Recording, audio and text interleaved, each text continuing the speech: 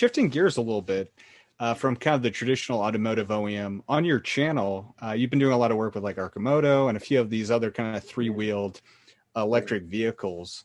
Where do you see them kind of working into the kind of automotive landscape and being option as more cars go from being internal combustion to electric? Not everybody can afford an electric car. And so, in my assessment of things, a small vehicle with basically a third of the weight associated with suspension is gone is a good idea. And a lot of folks don't need the big giant car. They don't need a Tesla Model 3 or a Model S or a Model Y or a Model anything. They just want to get from here to there. And I believe that servicing that market for those people who can't afford the big, glamorous, expensive product, there's a giant market there, a much bigger market. The small car market can be very profitable.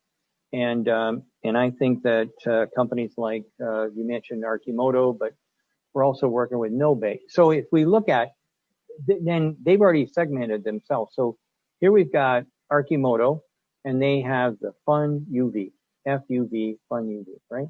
And they have a steering system that's basically handlebar, and they're going after a certain market. Guys that are they want to have fun, they want the wind in their face and that kind of a thing. Plus, they can also be a delivery van, okay, a cheap way of getting from point A to point B. Then we've got another company, and they're called No-Bay. And No-Bay's car is kind of like for younger people, for sure. People who would like to have something fancy to drive around in, but not necessarily break the bank. And they need something that'll accommodate their lifestyle. And their lifestyle is basically, hey, it's the weekend, let's go somewhere. And you can throw your stuff into the back of the car, and you can drive around. And if you happen to find, a really nice place, a woods or something like that, or an overlook that is kind of like stunning, you pull in, you can have your sandwiches or maybe a little barbecue or something like that. And then, you don't have to take off.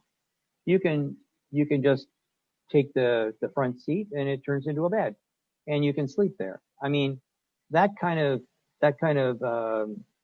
the only word that I can think of is romantic, and no engineers, their engineers aren't romantic, but that's the only word I can think of. If I was romantic, that's what I would call it. So, but anyway, this kind of fun, and quick response kind of thing, that's sitting there. And then you've got another company that we're probably going to be working with, called Bricklin. Okay. So Malcolm Bricklin, he had a car a long time ago, and now he wants this three-wheel vehicle that, I don't know, goes 200 miles an hour and on and on and on. This is not what you'd expect out of a three-wheel car. But you know what? If we're going to develop gyroscopic stability for a vehicle, so it doesn't flip over and stuff like that, if we do it for one, might as well do it from all of them, right? So all these guys, and then there's another one called Indigo. Same sort of a deal. They're focused on short runs, like a cab or something like that, where you have a driver, or maybe you just drive it yourself. And they've got a giant amount of software that they've developed, plus a new suspension system. I see that the three-wheel vehicle has a lot more chance of getting ahead than anybody going to join. Anybody that tries to go head to head with Tesla is a fool. I can't even imagine how in the world do you survive against this thing? Oh, we're going to make a car just like the Model 3 or the Model Y or the other. You're out of your mind. How are you going to squeeze into that market? What are you going to do that's going to be so revolutionary different? And luckily, Elon said he doesn't want to get into the three-wheel vehicle market. That was music to my ears. I'm happy about that, and all of the customers that we've got. So I think that the next big thing is going to be small. It's going to be a three-wheel vehicle. So that's why I'm in on it. And I've been pretty accurate picking the direction of markets for 35 years anyway. So.